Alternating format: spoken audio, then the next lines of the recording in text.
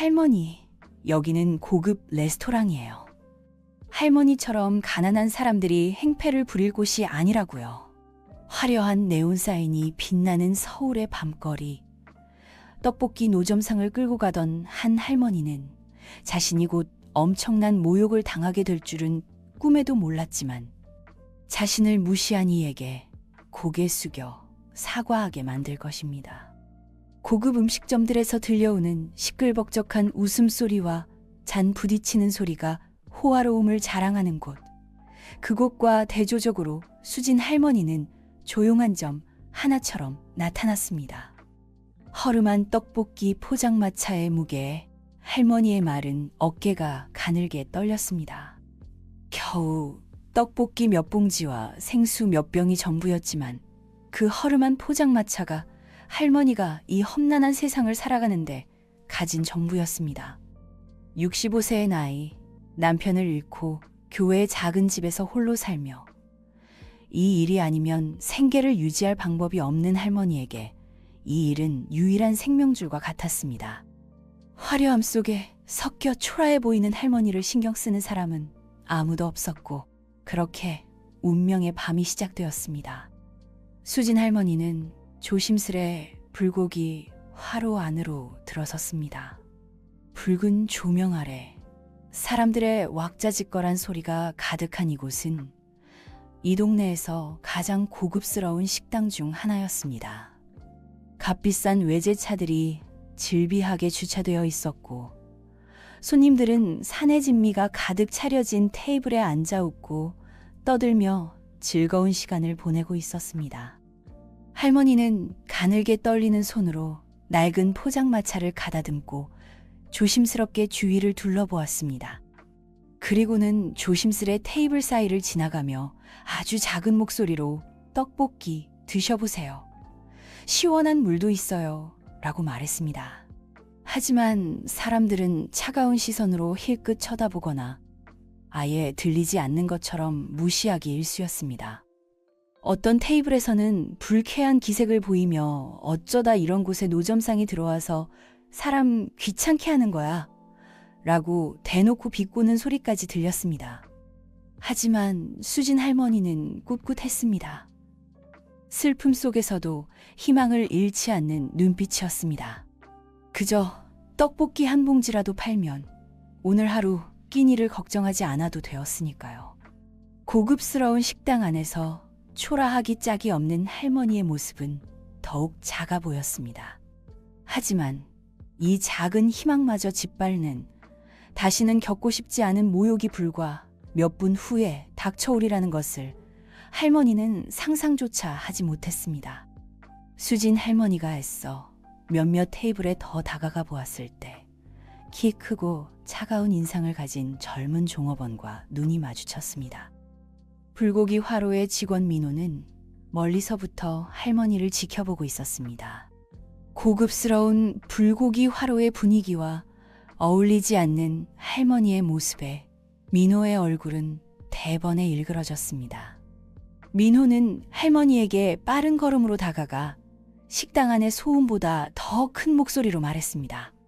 할머니, 여기서 뭐 하시는 거예요? 여긴 노점상 하는 곳이 아니에요. 경비 부르기 전에 빨리 나가세요. 민호의 날카로운 말에 식당 안의 분위기가 가라앉았고 몇몇 손님들이 힐끔거리며 쳐다보았습니다. 어떤 사람들은 비웃음을 흘렸고 어떤 사람들은 궁금한 듯 쳐다보았습니다. 수진 할머니는 그 자리에 얼어붙은 듯 멈춰 섰고 가늘게 떨리는 손으로 포장마차를 꼭 붙잡았습니다.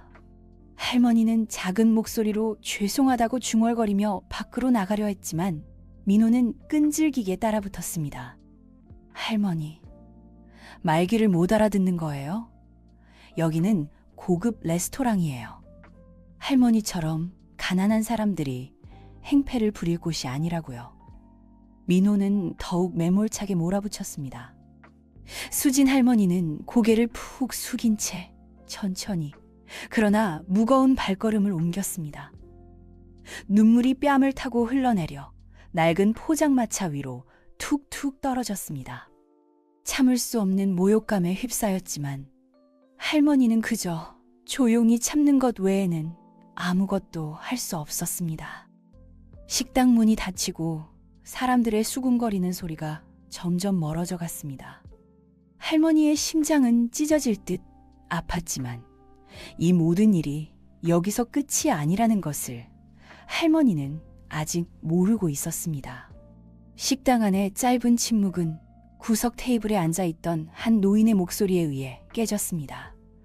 근엄한 표정의 박 노인은 천천히 자리에서 일어나 분명한 목소리로 말했습니다. 왜 저렇게 힘없는 할머니를 모질게 대하는 건가? 그저 먹고 살기 위해 장사하는 것뿐인데 저런 모욕을 당할 이유는 없지 않나. 박 노인의 말에 식당 안의 분위기가 바뀌었고 몇몇 손님들이 고개를 끄덕이며 동의했습니다.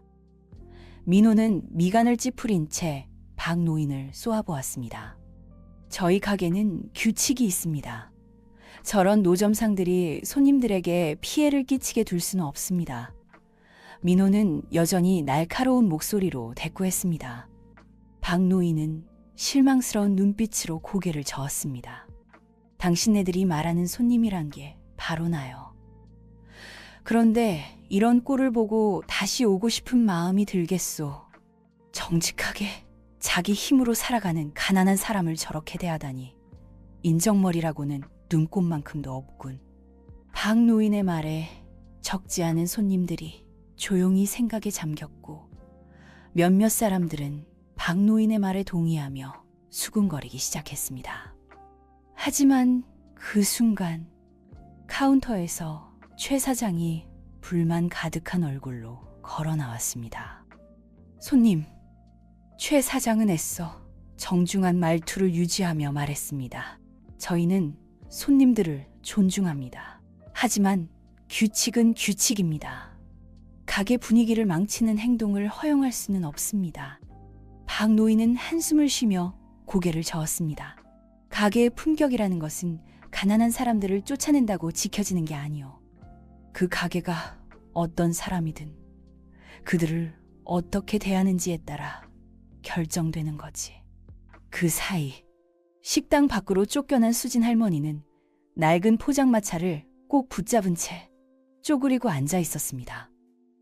마치 마지막 남은 자존심을 지키려는 것처럼 식당 안에서 들려오는 사람들의 목소리가 희미하게 들렸지만 할머니의 슬픈 눈빛은 변함이 없었습니다. 식당 문 앞에 쪼그리고 앉은 수진 할머니는 고개를 푹 숙이고 있었습니다. 눈시울이 붉어졌지만 앙상하고 주름진 손은 여전히 포장마차를 꼭 잡고 있었습니다. 마치 마지막 남은 자존심을 지키려는 것처럼. 식당 안에서 벌어진 일은 할머니의 마음에 깊은 상처를 남겼습니다. 하지만 할머니는 소리내어 울지 않았습니다. 그저 조용히 참을 수 없는 모욕감을 삼키고 있을 뿐이었습니다. 그때 할머니의 낡은 코트 주머니 속에서 오래된 휴대폰이 울렸습니다. 할머니는 천천히 휴대폰을 꺼내어 잠시 망설이다가 전화를 받았습니다. 엄마, 오늘 왜 이렇게 늦게 전화했어요? 별일 없죠?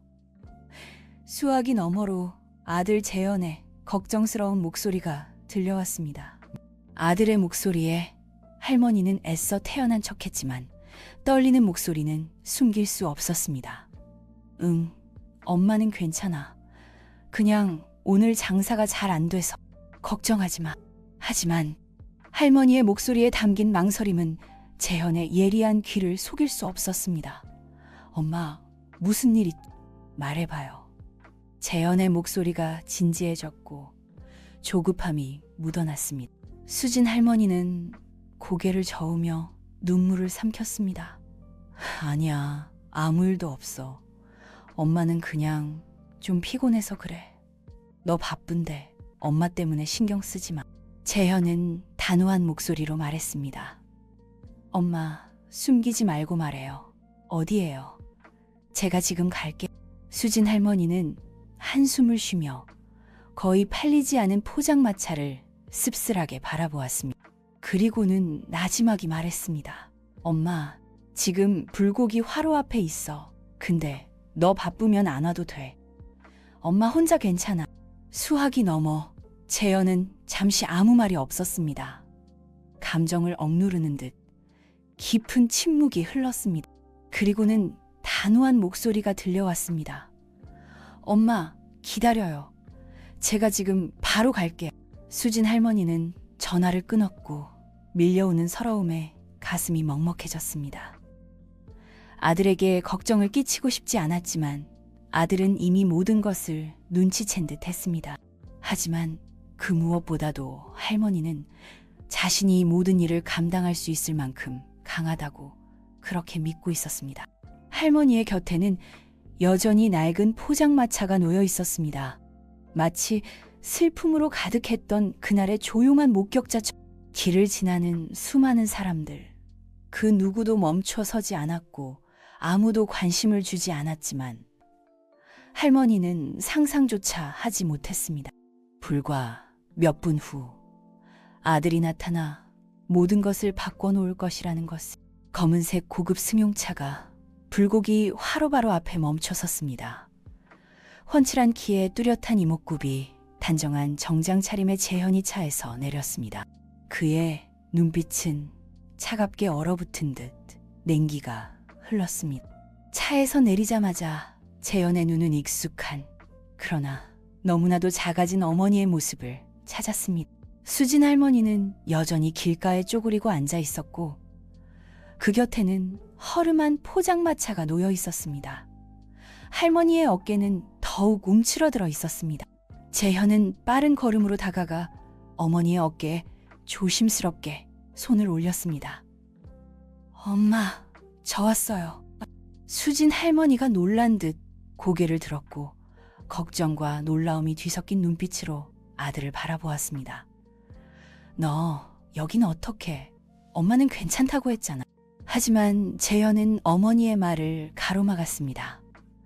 깊은 눈, 주름과 퀭한 눈, 고된 삶의 흔적이 고스란히 담긴 어머니의 얼굴을 보자 재현의 심장이 쿵 내려앉았습니다.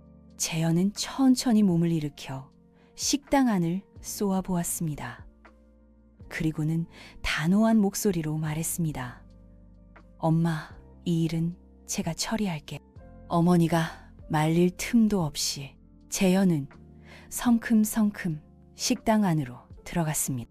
식당 안은 여전히 시끌벅적했지만 재현이 들어서자 사람들의 시선이 일제히 그에게 쏠렸습니다. 자신감 넘치는 태도와 범접할 수 없는 분위기는 이 공간에 전혀 다른 낯선 공기를 불어넣었습니다. 종업원이 다가와 정중하게 물었습니다. 어서 오세요, 손님. 무엇을 도와드릴까? 하지만 재현은 차갑게 대꾸했습니다. 사장 나오라고 해. 얼마 지나지 않아 최 사장이 나타났습니다. 뜻밖의 손님의 등장에 당황한 기색이 역력했습니다. 재현을 힐끗 쳐다보는 최 사장의 눈빛에는 경계심이 가득했습니다. 하지만 최 사장이 입을 열기도 전에 재현이 단호한 목소리로 말했습니다. 당신이 이 가게 사장인가? 당신에게 할 말이 있어. 지금 당장. 식당 안은 갑자기 조용해졌고 모든 사람들의 시선이 재현과 최 사장에게 집중되었습니다. 팽팽한 긴장감이 감도는 가운데 무언가 심상치 않은 일이 벌어질 것 같은 분위기가 느껴졌습니다. 재현은 최 사장 앞에 꼿꼿이 서 있었습니다. 그의 눈빛은 차가운 칼날과 같았습니다. 이 젊은 남자의 갑작스러운 등장에 최 사장은 놀란 기색을 애써 감추며 평소의 여유로운 태도를 유지하려 했습니다. 실례지만 저에게 무슨 용건이 있으신 거죠? 최 사장은 애써 침착하게 물었지만 그의 눈빛은 식당 안의 손님들을 빠르게 훑으며 혹시라도 자신의 체면이 깎일까봐 경계하는 듯 했습니다. 당신 가게가 왜 힘없는 노인을 그렇게 모질게 대하는지 그 이유를 듣고 싶소. 그저 정직하게 자기 힘으로 먹고 살려는 것뿐인데. 재현은 낮지만 힘 있는 목소리로 말했습니다.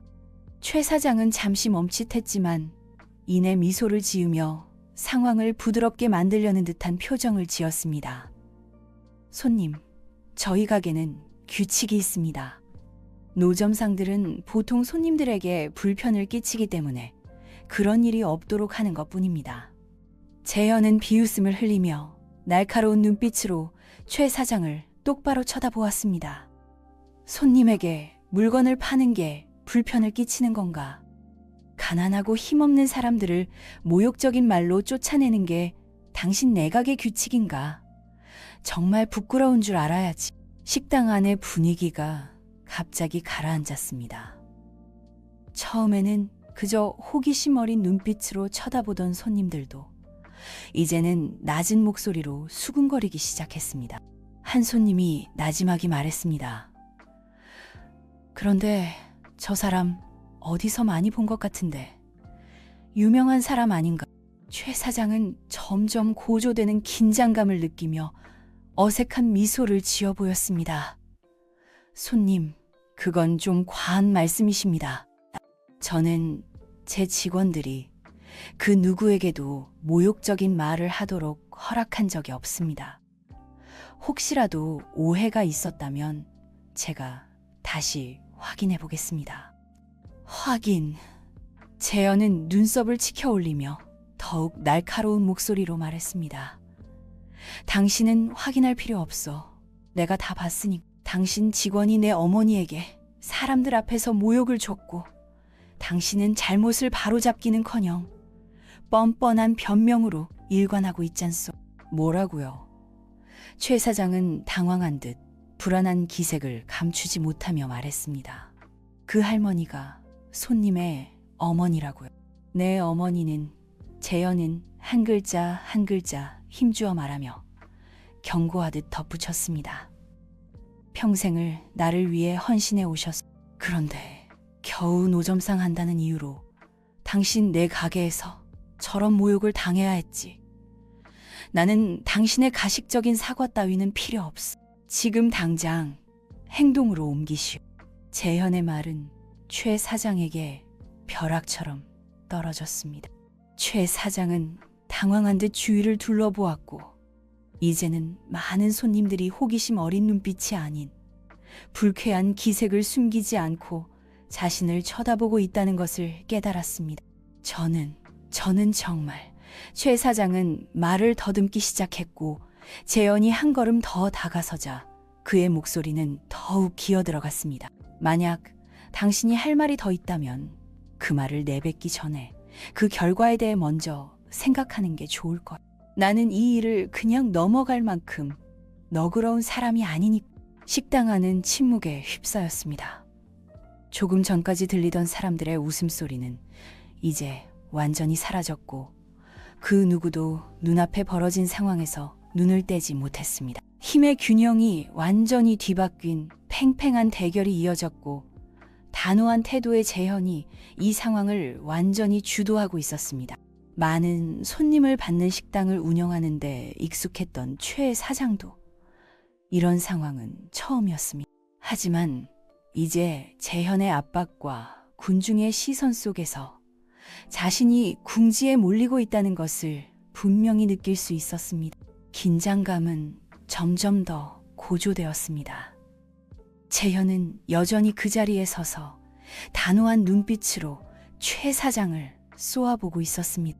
상황이 심상치 않음을 느낀 근처 테이블에 앉아있던 한 손님이 나지막이 그러나 분명한 목소리로 말했습니다. 잠깐만, 저 사람 혹시 한테크 CEO 아니야? 이 말은 즉시 식당 안에 있는 모든 사람들의 이목을 집중시켰습니다. 몇몇 사람들이 웅성거리기 시작했고 이제는 단순한 호기심을 넘어 존경심이 섞인 눈빛으로 재현을 바라보았습니다. 최 사장의 얼굴이 창백해졌습니다. 최 사장은 말을 더듬으며 떨리는 목소리로 말했습니다. 혹시 저희 회사와 전략적 파트너 관계에 있는 그 회사의 대표님이신가? 재현은 입꼬리를 살짝 올렸지만 그의 표정은 여전히 차가웠습니다. 그는 분명한 목소리로 마치 선언하듯 말했습니다. 맞소. 나는 한테크의 CEO 서재현이요. 그리고 방금 당신들이 모욕한 그 노인의 아들이기도 하지. 식당 안은 마치 얼어붙은 듯 그 누구도 입을 열지 못했고 최 사장 역시 마찬가지였습니다. 사람들의 눈빛에는 놀라움과 당혹스러움이 뒤섞여 있었습니다. 몇몇 사람들은 조용히 의자를 뒤로 밀었고 마치 곧 일어날 큰 변화를 예감한 듯 했습니다. 무거운 침묵이 몇 초간 이어졌고 최 사장은 애써 억지 웃음을 지으며 기어들어가는 목소리로 말했습니다. 저는 정말 몰랐습니다. 그분이 대표님의 어머님이신 줄 알았더라면.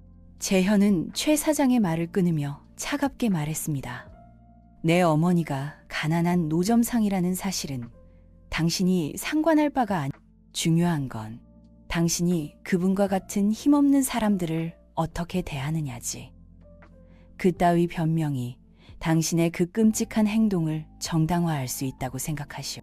또다시 식당 안은 침묵에 잠겼습니다. 재현의 말은 단순히 최 사장 한 사람에게 하는 말이 아니었습니다. 마치 그곳에 있는 모든 사람들에게 던지는 묵직한 경고와 같았습니다. 재현의 눈빛에는 단호함이 가득했지만 그 깊은 곳에는 어머니가 모욕당하는 모습을 지켜본 아들의 고통이 서려 있었습니다. 최 사장은 이제 완전히 자신감을 잃은 듯 아무런 대꾸도 하지 못했습니다. 재현의 정체가 드러난 이상 그저 이 상황의 후폭풍을 걱정하는 것 외에는 자신이 할 수 있는 일은 아무것도 없다는 것을 깨달았습니다. 게다가 이 상황에서 어떻게든 자신의 그리고 불고기 화로의 명예를 지켜야 한다는 엄청난 압박감에 짓눌리고 있었습니다. 재현은 꼿꼿이 선 채 최 사장을 쏘아보았습니다. 숨 막힐 듯 고요한 침묵 속에서 재현이 단호한 목소리로 말했습니다. 당신에게 두 가지 선택권이 있어.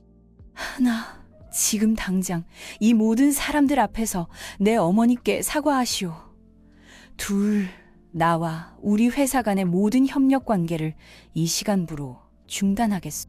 선택은 당신 몫이오. 재현의 날카로운 말은 최 사장에게 벼락처럼 떨어졌고 최 사장은 거의 휘청거렸습니다. 이마에 땀이 맺히기 시작했고 그는 불안한 듯 주위를 둘러보았습니다. 마치 도움을 청하려는 것처럼. 하지만 그가 마주한 것은 그저 이 상황을 말없이 지켜보는 손님들의 시선뿐이었습니다.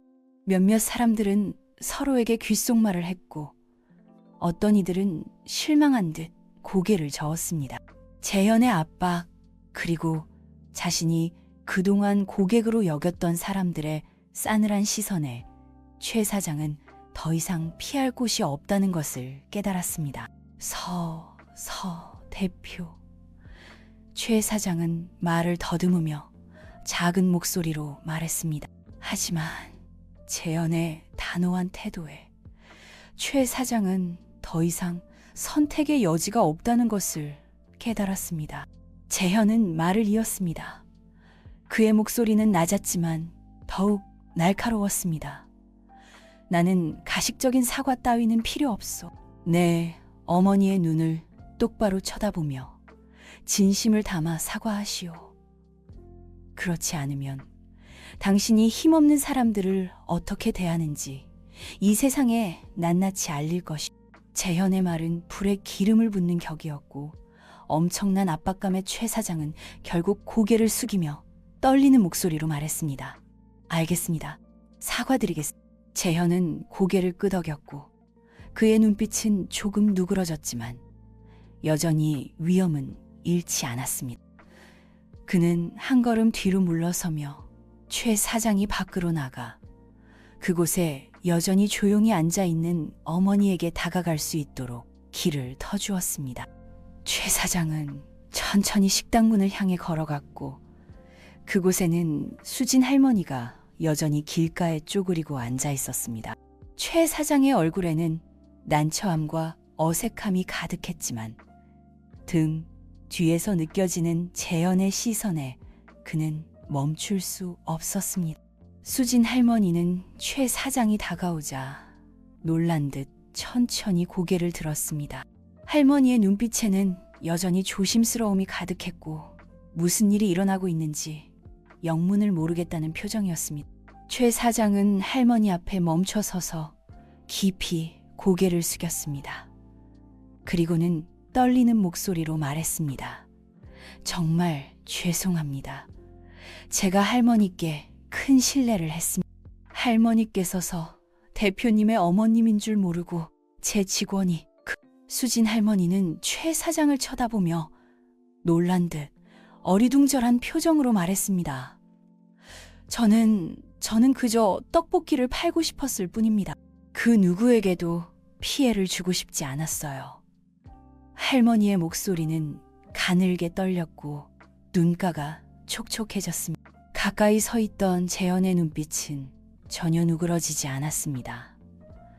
그는 한 걸음 앞으로 나서며 분명한 목소리로 말했습니다. 최 사장, 그 사과는 아직 충분하지 않소. 내 어머니라서가 아니라 그분은 한 인간으로서 존중받을 자격이 있어. 그 어떤 노동자도 그 사람이 누구든 존엄성을 훼손당해서는 안 돼. 재현의 말에 최 사장은 멈칫했습니다. 그는 고개를 들었고 그의 눈빛에는 후회와 뉘우침이 엿보였습니다. 할머니, 정말 죄송합니다. 제가 잘못했습니다. 할머니뿐 아니라 모든 힘없는 노동자들에게 제가 큰 실수를 했습니다. 다시는 이런 일이 없을 것이라고 약속드립니다. 그리고 제 경영 방식도 바꿀 것입니다. 식당 안은 너무나 조용해서 밖에서 부는 바람 소리가 들릴 정도였습니다. 몇몇 손님들은 끄덕였고 어떤 사람들은 최 사장을 향해 안쓰러운 눈빛을 보내기도 했습니다. 재현은 여전히 최 사장을 쏘아보았습니다. 그는 단호한 목소리로 말했습니다. 그렇다면 잘못을 바로잡는 것부터 시작하시오. 내 어머니를 모욕한 그 직원을 당장 해고하시오. 타인을 존중할 줄 모르는 사람은 그 어떤 조직에서도 일할 자격이 없어. 최 사장은 굳은 결심을 한 듯 힘주어 고개를 끄덕였습니다. 그는 식당 안으로 돌아가 민호는 창백한 얼굴로 나타났고 불안한 듯 주위를 두리번거렸습니다. 민호, 최 사장은 큰 목소리로 위험 있게 말했습니다.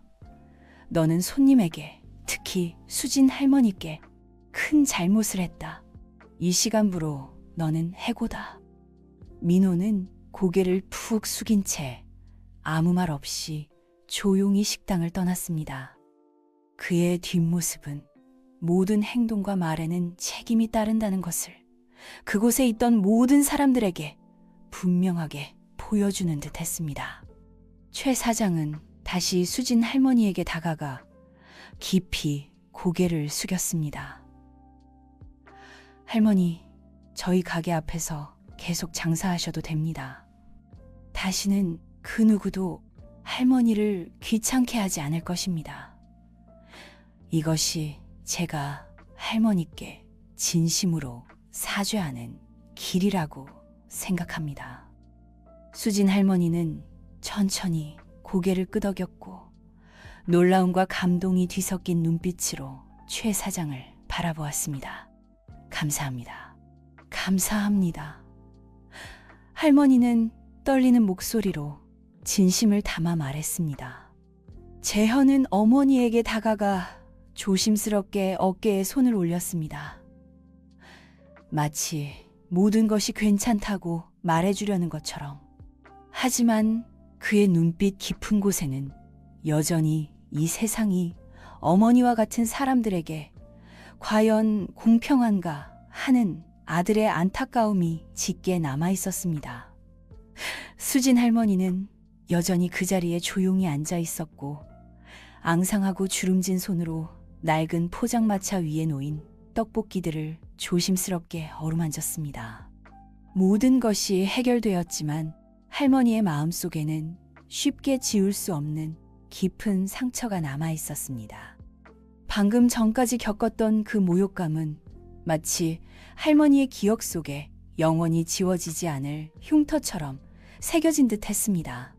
재현은 어머니의 곁으로 다가가 조용히 옆에 앉았습니다. 그리고는 부드럽지만 단호한 목소리로 말했습니다. 엄마, 이제 더 이상 이런 일 겪게 하지 않을 거예요. 제가 엄마 모실게요. 이제 이렇게 힘들게 고생하지 않으셔도 돼요. 수진 할머니는 고개를 가로저었고 할머니의 눈빛에는 걱정과 단호함이 뒤섞여 있었습니다. 아들아, 내 마음은 고맙지만 엄마는 이렇게 사는 게 익숙해. 이 떡볶이 포장마차는 내 삶의 전부야. 너를 이만큼 키워낸 내 자랑이기도 하고 이걸 그만두면 엄마는 뭘 해야 할지 모르겠어. 재현은 어머니의 말을 들으며 가슴이 찢어지는 듯 아팠습니다. 어머니는 평생을 아들을 위해 헌신해 오셨지만 정작 자신을 위해서는 어떻게 살아야 하는지 잊어버리신 것 같았습니다. 엄마, 이해해요. 하지만 이제 저에게 어머니를 돌볼 기회를 주세요. 돈 걱정은 하지 마세요.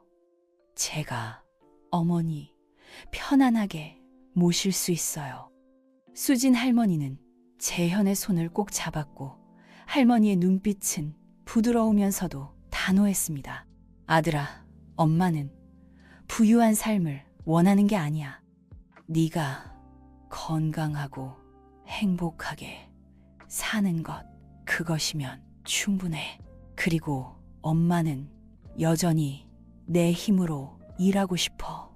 돈 때문이 아니라 엄마가 여전히 쓸모 있는 사람이라는 걸 느끼고 싶어. 재현은 아무 말 없이 어머니의 말을 가슴 깊이 새겼습니다. 자신이 아무리 성공한다 한들 어머니의 그 강인한 삶의 방식을 바꿀 수는 없다는 것을 잘 알고 있었습니다. 재현은 어머니의 손을 꼭 잡았고 눈시울이 붉어졌습니다. 엄마, 약속할게요. 항상 엄마 곁에 있을게요. 엄마가 어떤 선택을 하시든 저는 항상 엄마를 응원할게요. 수진 할머니는 조용히 미소 지었고 할머니의 눈빛에는 오랫동안 느껴보지 못했던 평온함이 가득했습니다.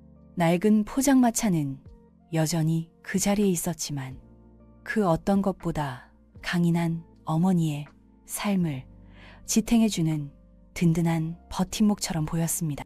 수진 할머니는 떡볶이 포장마차를 끌고 불고기 화로를 떠났습니다. 느릿느릿 힘겨운 발걸음이었지만 할머니의 마음은 그 어느 때보다 가벼웠습니다.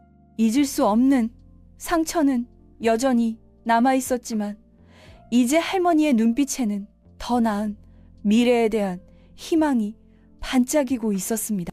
할머니의 뒤에서 재현은 조용히 그 모습을 지켜보았습니다. 그의 눈빛에는 어머니에 대한 한없는 사랑과 존경심이 가득했습니다. 깊어가는 밤, 가로등 불빛이 낡은 포장마차를 쓸쓸히 비추었고 그 불빛 아래 평생을 자식을 위해 헌신해온 한 어머니의 강인 뒷모습이 빛나고 있었습니다. 여전히 불공평한 세상이지만 수진 할머니와 같은 사람들의 가슴 속에는 희망과 사랑이 영원히 살아 숨쉴 것입니다. 이 이야기는 우리에게 중요한 교훈을 줍니다. 그 사람이 어떤 처지에 있든 모든 사람은 존중받을 자격이 있다는 것입니다. 우리 사회는 누군가를 함부로 판단하고 차별하는 행동을 멈춰야 합니다. 그리고 때로는 아주 작은 행동 하나가 다른 사람의 삶을 바꿀 수 있다는 것을 잊지 말아야 합니다. 이 이야기가 우리 모두에게 감동을 주고 더 나은 세상을 만드는데 작은 보탬이 되기를 바랍니다.